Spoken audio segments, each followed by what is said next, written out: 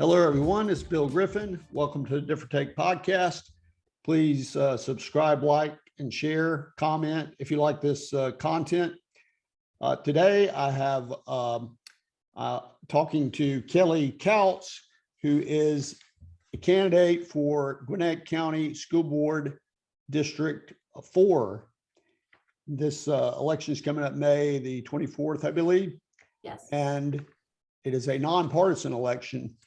And to introduce Kelly, she is a mom, an attorney, is a former mayor of Snellville, Georgia, has been very active in the schools with coaching sports and involved with that. And is there anything you'd like to add to that? Well, I say that I am the best candidate for this because I'm invested, experienced, and involved. And so I'm invested because I'm the mother of a first grader at Gwynn Oaks Elementary School. My mom's a retired school teacher. She taught 32 years at Lilburn Middle School. And I myself am a graduate of Brookwood High School. I'm experienced because obviously, school board is not just about teaching our students, it's also a government function. And so I have the background in city government. I know how to make the budgets, to monitor capital improvement projects, set millage rates, and develop policy. I've been an attorney for 20 years. I'm licensed in the state of Georgia. I had my own practice for about 15 years in Snellville, where I represented teachers in front of professional standards commissions, contract disputes. I also represented bus drivers in their workers' comp claims for Gwinnett County, and I represent students in disciplinary panels and IEP processes. And I'm involved, like you said, I coach. I'm the vice president of the Gwynn Oaks PTA. I had to bring 1,000 popsicles to school today for field day. I also teach catechism, which is Sunday school at St. John Newman Catholic Church. And I volunteer and serve on the board of nonprofits like STRAP, Let 'Em Eat, and the Amanda Riley Foundation. I believe that our schools are the cornerstones of our communities.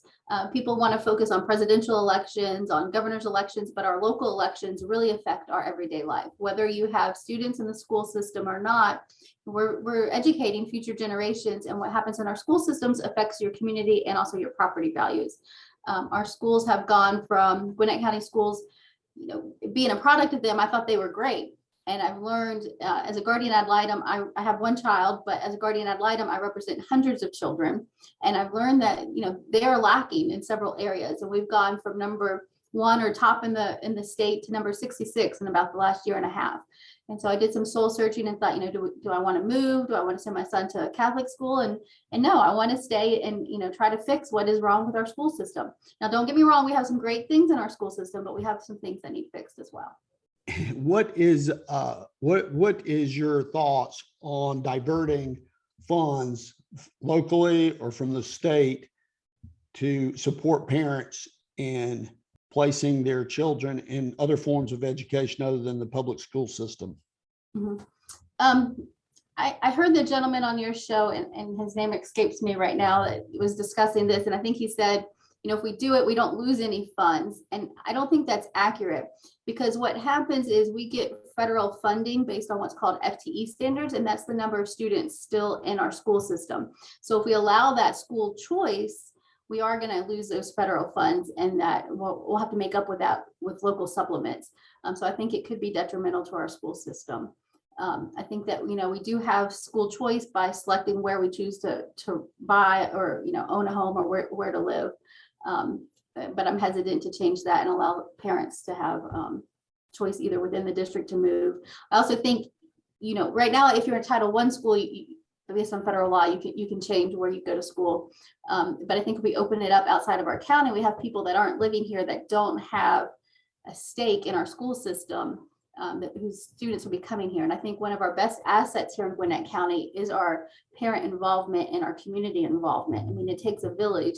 And right now, if our schools need something, we have community business leaders that are willing to step up.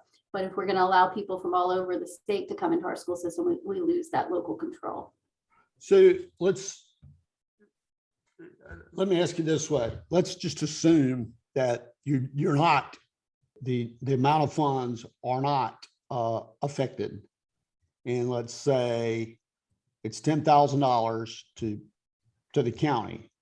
And what portion, if any, would you say, if you want to leave the system, here's a voucher and how much?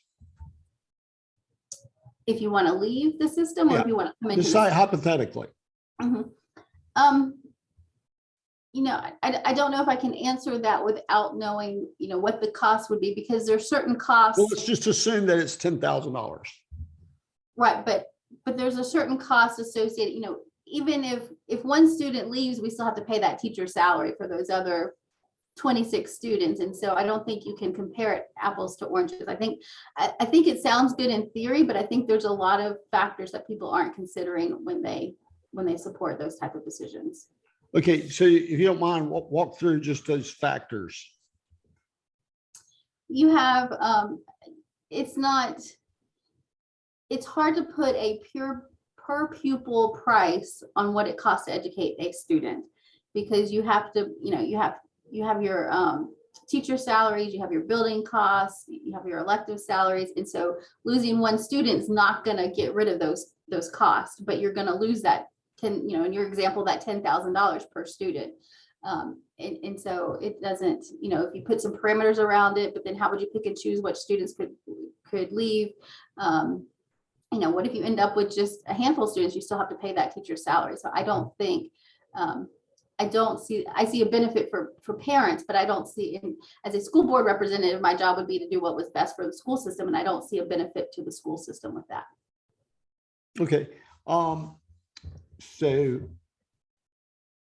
well, I might get back to that. So I'll move on to something else. I see on your website, because there's a lot of questions, that you're in favor of fair and equitable discipline policies. And I'm not sure what, I think equitable has a different definition. If you talk to 50 different people, you probably get 50 different definitions. So Yes. Could you explain what you mean by that? Mm-hmm. And so I think, you know, I work in juvenile court. I have kids all the time that make mistakes. Kids don't have always the cognitive ability to understand what they're doing, especially depending on what age they're at. I also, if you look at my website, one of my priorities is special education. Right now, it takes a long time to get a student into an IEP plan. There's, you know, state mandates and federal mandates you have to comply with, but those are the minimums. You can, you know, increase those minimums, but they typically have to stay in general education until they can get the IEP in place. A lot of times they get in trouble while they are staying in that special education and while they're staying in that general education classrooms. And that goes, I have a child that is autistic, and he got in trouble in kindergarten, and that has stayed with him until 12th grade. And now that's something, you know, applying for college, he has to explain on his college admissions, like, what was this, what happened? And so I don't think that's fair. I think there has to be a way that we can use some common sense with those type of things and, you know, take it off their permanent school record and things of that nature. Correct me if I'm wrong, but I didn't hear you say anything that wouldn't apply to every student. In other words, it's fair. I didn't hear you. What I heard you explain was fair and equal as opposed to fair and equitable. I don't know what equitable, honestly, it means different things to different people. At least I think so. I'm not sure. Well, and I think, you know, equitable has become a charged word, especially with the new 2025 education program. I think there's a difference in equality and equity. I think I've heard the definition of equity. Equity is, you know, a level playing field, not necessarily the same outcome, but a level playing field. And I think one of the things I want to do that I'm passionate about is, you know, one size fits all policies don't work. What's right for one school may not work for another school. Every child learns differently. I want to restore some common sense into our classrooms and restore some autonomy to our teachers. And so I think if you do that, you have a level playing field. But when I wrote that on the website as one of my priorities, I wasn't thinking along the issues of race or inequality or anything of that nature, which it has come to be since I've put out my. I see. So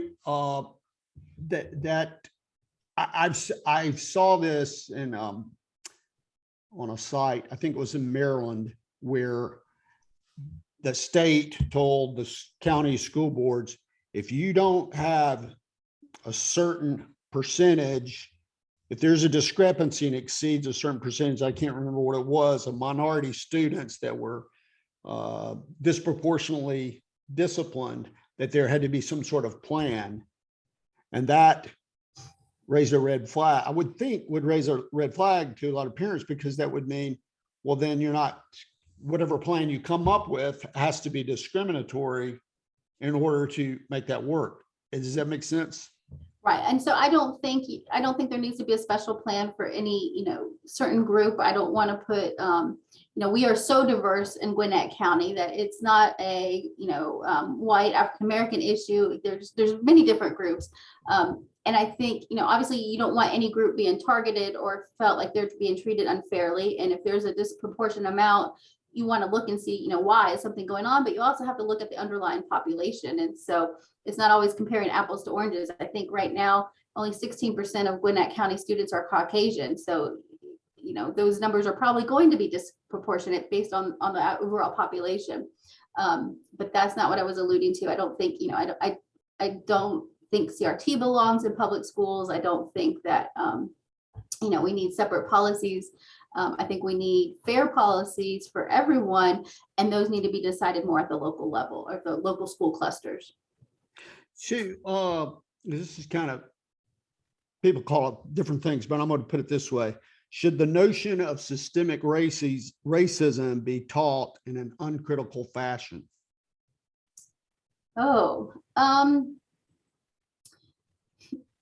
I believe in, so I had a teacher, and she would teach, she would tell us, she taught political science, and she would tell us, go watch the State of the Union address and then turn off the TV and don't listen to any of the commentary afterwards. And that kind of hits home with me because, the commentary, they're telling you what the president said in the speech. And instead, she wanted us to make up our own minds. And I think that is the point of education. We should be there to teach students the facts or how to go and find the knowledge. We're not teaching college level courses. We're not teaching critical thinking, but I think we should teach the facts. But I think that's a job of our community, our parents, our churches, or whatnot, if they want to instill what those facts mean. But to me, the purpose of secondary education is just to teach, is to educate, not to indoctrinate. So should this theory or notion of systemic racism be taught at all? Again, I think, there was the lynchings of 1912 that happened in Forsyth County. I'm not sure if or the racial cleansing, that is part of the AKS curriculum that fits in for 8th grade curriculum. I think it's, okay to teach that. But again, that is the facts. I mean, it's factual that happened. I don't think we need to go to the next step of drawing the conclusions. I think, my son is in 1st grade. He's learning about slavery. That's facts, whether you think it's a little too young or not, but that's still factual. And that's the AKS curriculum for 1st grade. Does that mean anything about him? When he started kindergarten, there was this conversation, and I was very careful. We didn't teach race in our home. And so he didn't learn it until he was in kindergarten, and somebody called him a white kid. And he looked at me, he's like, "Mommy, look, I'm clearly beige." And so, I think we are implanting things in our children that don't need to be there and that are creating sometimes more divisiveness than needs to be. But put it this way, just to make sure people understand, you would not be in favor of teaching systemic racism as a theory. Not at the secondary level, no. K through 12 doesn't matter. Gotcha. So this is I thought it was an interesting word when I was looking at board meetings, and I think I made the mistake of the word stakeholder, because it implied that to some people that even within certain groups, say teachers, some teachers have a larger stake than other teachers. But as I thought about it, I thought, well, yeah, there are groups that have. So what's your view on that? Who is the most important stakeholder group in the school system? Well, I think you're right. Stakeholder comes from a corporation and, corporate members and things of that nature, but we tend to use it and everybody could be a stakeholder when it comes to public school, but I think there are different degrees of stakeholders. Obviously, people are going to say the students, but it's not actually the students because, from a legal perspective, they're minors and they can't be the stakeholder. So it's the parents. I think the parents are the biggest stakeholder, probably followed by our teachers, our staff members, and then our community members. So what is the predominant complaint that you find that parents have about the Gwinnett County school system? It's not all the stuff that's making headlines. I mean, I know that's, kind of the sexy stuff and the stuff that people are passionate about, but when I'm out there knocking on doors, the things that parents are concerned about is, the lack of special education resources for their children. Kids that have dyslexia, they're not getting the help that they need. They're getting, maybe an hour, but they need help for every subject. Not enough for gifted programs. Some of our school, the gifted program is tutoring the other kids in their classes. And so that's the extent of it. The student teacher ratios, the notion that every kid has to go to a 4-year college, and the lack of vocational training at our local schools. So the parents I'm talking to are actually focused on the problems in our school, not these bigger policy issues that are making the news. Do you find that parents do they express the complaint that the board is too political, or that the schools, that there's too much political ideology in the school one way or the other, that teachers are, they get involved in, maybe not overtly, but there is some level of teachers injecting their own political ideology and that sort of thing into the classes? And so in District 4, I haven't gotten the complaint a lot. I mean, I've heard that countywide, but in my district, in District 4, I haven't heard parent concerns about teacher injecting their own personal beliefs into class. Now, I've heard that from community groups and I've heard that countywide, but I haven't found any parent that's come to me in District 4 with examples or concerns about that. You said that a lot better than I did. So, I don't know. I think, I think District 4 is a great district. I think we have a lot of involved parents and they have some concerns and are about what is happening at the county level and what they're hearing is happening with the school board, but they're really focused on what matters for their individual children. So in my experience, it's very rare that government bureaucrats or administrators say, oh, we found a way to cut money out of the budget. It's usually more. I suspect you as mayor probably saw some of that, but as board member, fiduciary responsibility, there's going to be limits. And so what do you think the big priorities are? And so as mayor, I actually did reduce our budget and our millage rate. That was important to me to do that. One of the first things I did as mayor is the University of Georgia has this program. It's called the Carlin Vinson Institute, and they will come in and offer services. And so I had them do an audit of our city government to see where we were being wasteful or, where we were overspending, and looked at, our salaries and things of that nature. I think Gwinnett County Public Schools could probably benefit from something similar.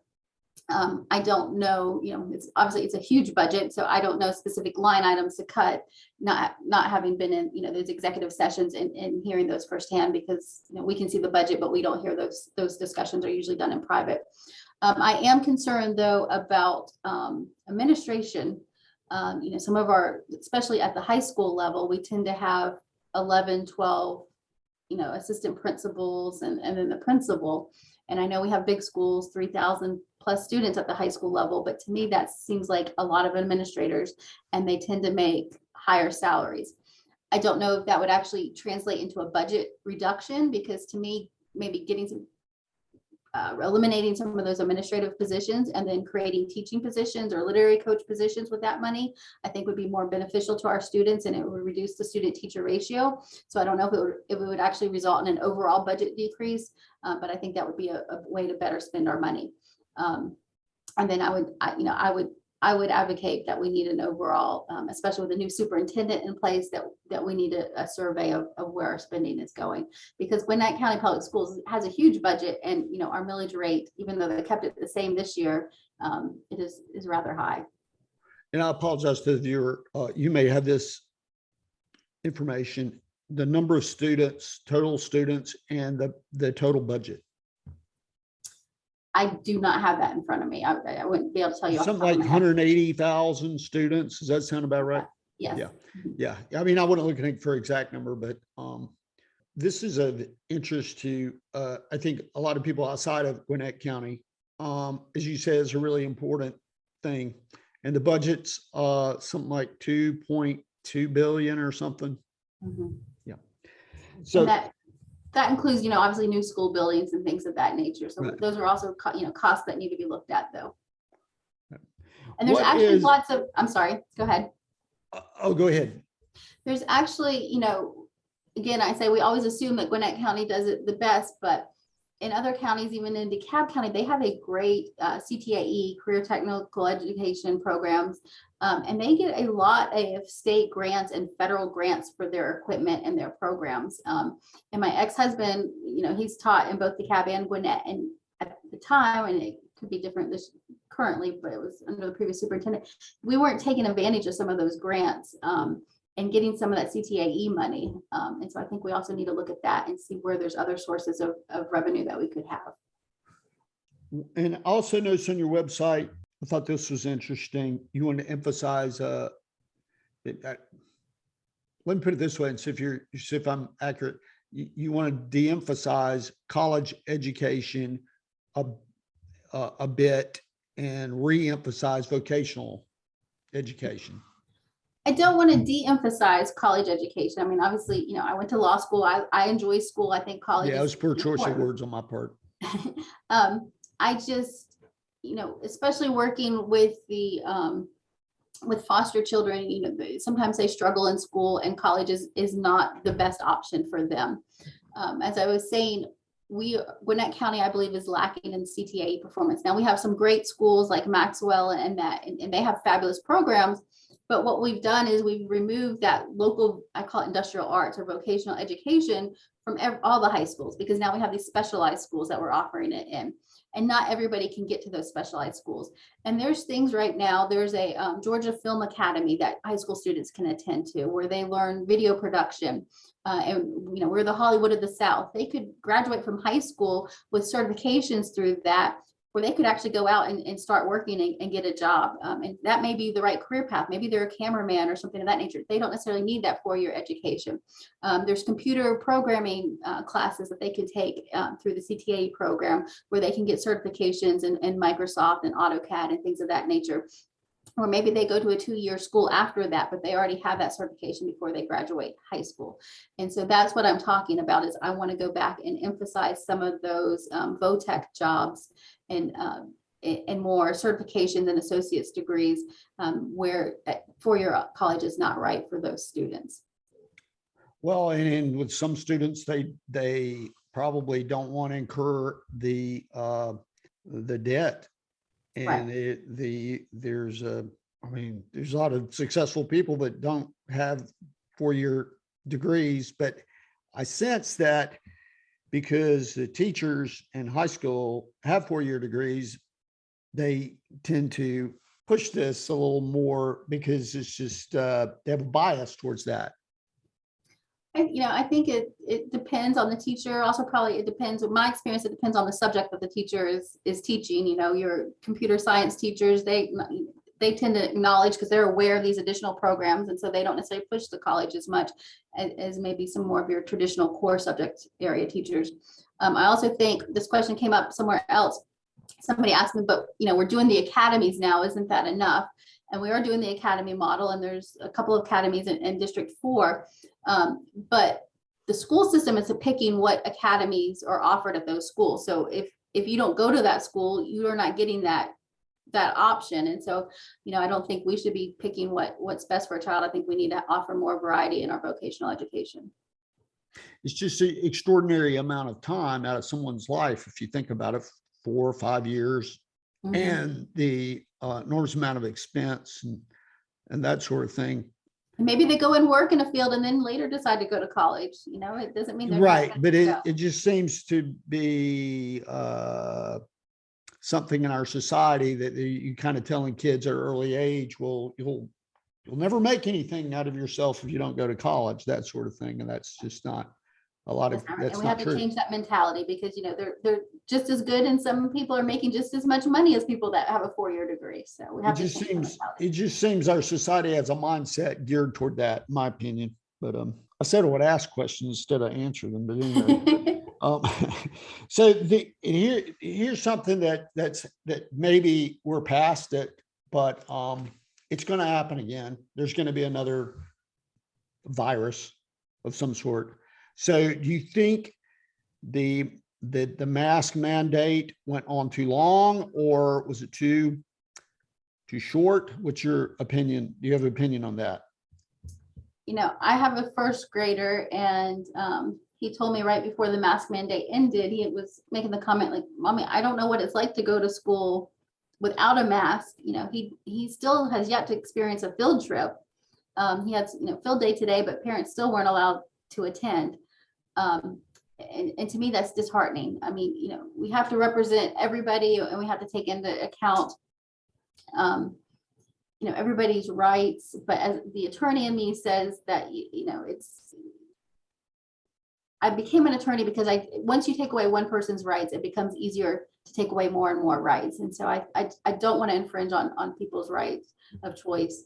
I would follow the science, but the thing that struck me was, again, these overall policies for the whole school district, when not every school is the same and not every school cluster is the same. So where my son is in school, we had hardly any cases. I know another school cluster, they had a high infection level. So maybe the science and the police powers justified them wearing their mask while their infection levels were that high. But it wasn't justified at my son's school. I mean, I think we had 3 cases at one point in time, or 3 suspected cases. And so to me, there wasn't a need at that point in time for them to still be wearing those masks. I try to think of it in this way, and I'm curious what your opinion is. It seems to me that it would be the school board's responsibility to prove, and then you get into, well, what is the burden of proof? But to prove, say, beyond a preponderance of the evidence, with a preponderance of the evidence that the masks were necessary. And I think, my opinion from reviewing the school board meetings, because I look at a lot of school board meetings, the videos or actually I looked at all of them, and parents were upset because the school board did not do that. That's my opinion. What do you think?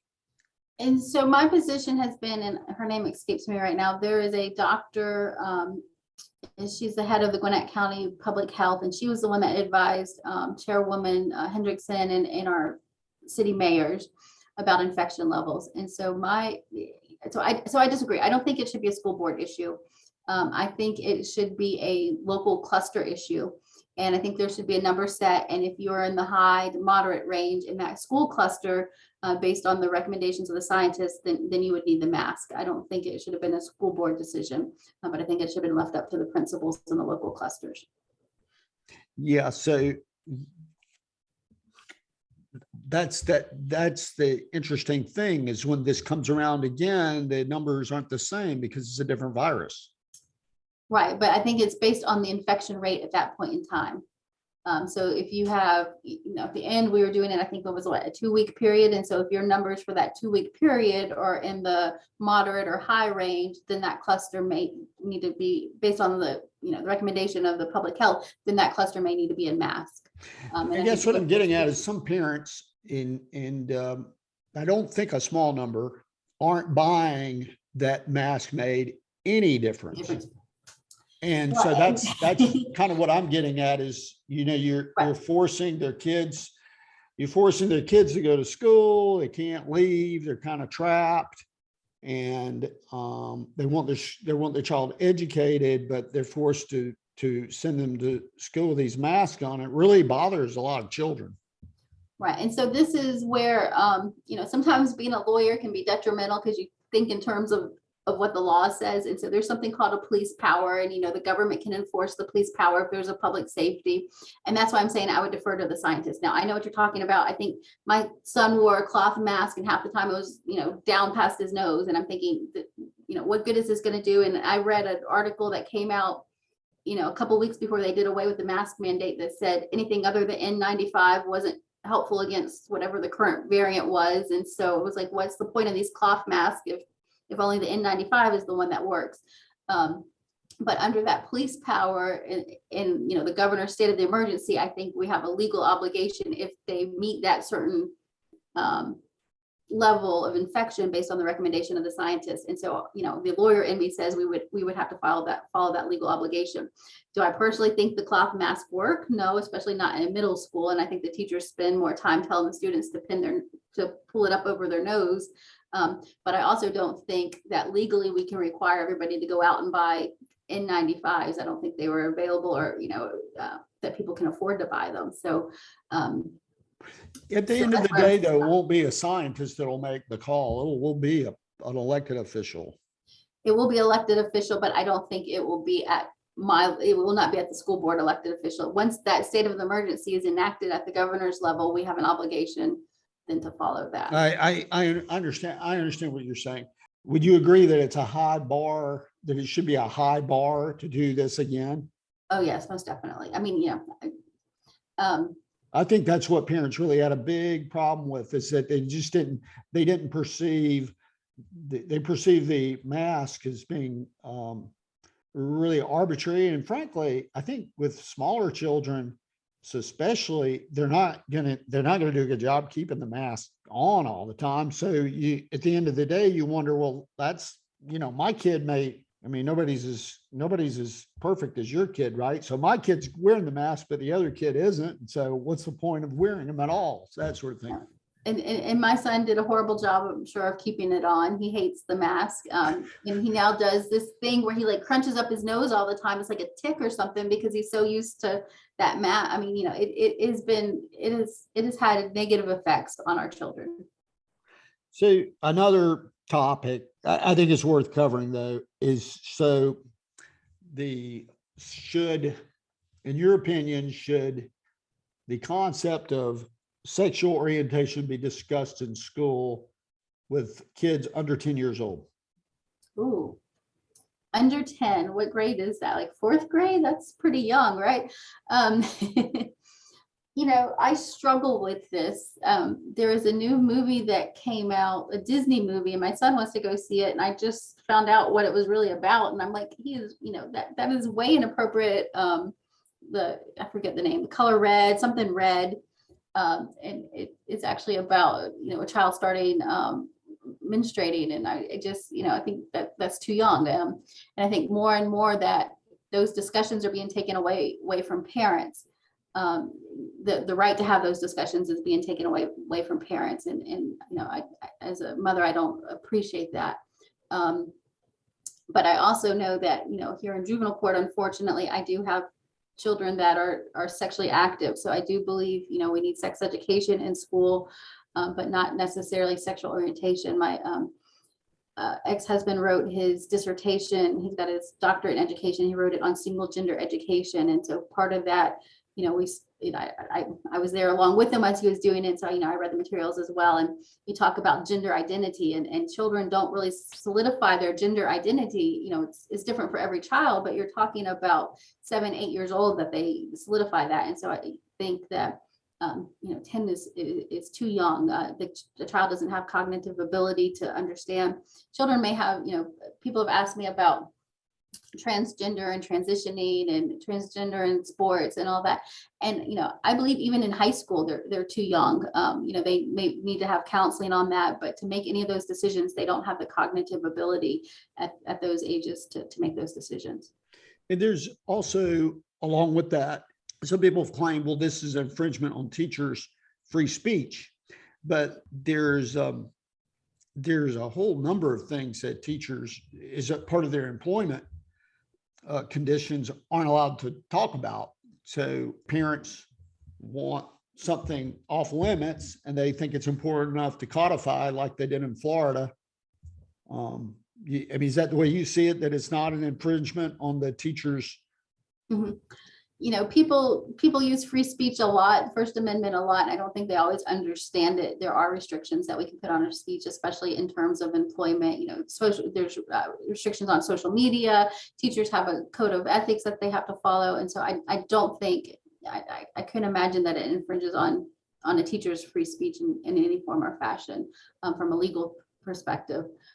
You know, if a child that young, under 10, approaches a teacher, then I think they have a ethical or fiduciary responsibility to follow up with that, you know, refer the child to a counselor or something of that nature. But I don't necessarily think that, I mean, that's just awfully young, that the teacher should be the one initiating those conversations. Okay, I think you've been very kind to give me this time. So I think I've got two questions left. Back to the school choice. It just, there's a lot of parents that they may feel that they're trapped, and there's no way, they have to send their child to a public school, or they just won't get educated, one or the other. And if the concept of school choice is what I understood you say wasn't necessarily a non-starter, but that it's difficult to divert the funds to the parent without the school system taking a hit. So it seems to me there's a number that works. One argument against this is, well, $3,000 won't pay for it, or $6,000 won't pay for it, a private school, or that sort of thing. But it might be the thing that puts the parent over the edge. So there's a question in there somewhere. But I mean, do you see a number that would work? So I mean, I don't know. I don't know what that number is. If someone were to tell me there is a number that would work without taking away from the schools, then I can't say that I would be opposed to school choice. I would encourage parents, though. I mean, I think they always have a choice. It may be difficult, you know, but I think as parents we make sacrifices, you know, to homeschool, but I would encourage parents to stand up, you know, stand up. If your school is not meeting the needs, then, you know, I challenge everybody, do what I'm doing, you know, stand up and let's work together to make it better. But I can't, I would fight tooth and nail to do what's best for my son. So I couldn't ever begrudge that to another parent if it didn't take away from the 179,000 other students in our school system. So if there was a number. And what do you think about, so in reviewing these school board meetings, it's saying the thing that I thought was very odd is that many parents would have pretty vocal complaints, and they may not represent the majority of the parents. I don't know. I mean, just because you're the loudest doesn't mean the majority of the parents have the same concerns that the people at the school board meetings have. But there seems to be a lot of people showing up to these meetings and so forth and so on, and different groups. But the thing that I noticed, even the ones that have their say in the public meetings, and then the board members did not seem to ever really address the parents' concerns publicly. It seemed that seemed to happen month after month after month, where parents would have these complaints about the mask, and they would not really raise that at the end of the meetings. And do you think they're responsive enough? Took me a long time to ask that question, but. And so, no, you know, I will be the first to admit that when I was the mayor, I didn't always handle everything the best way.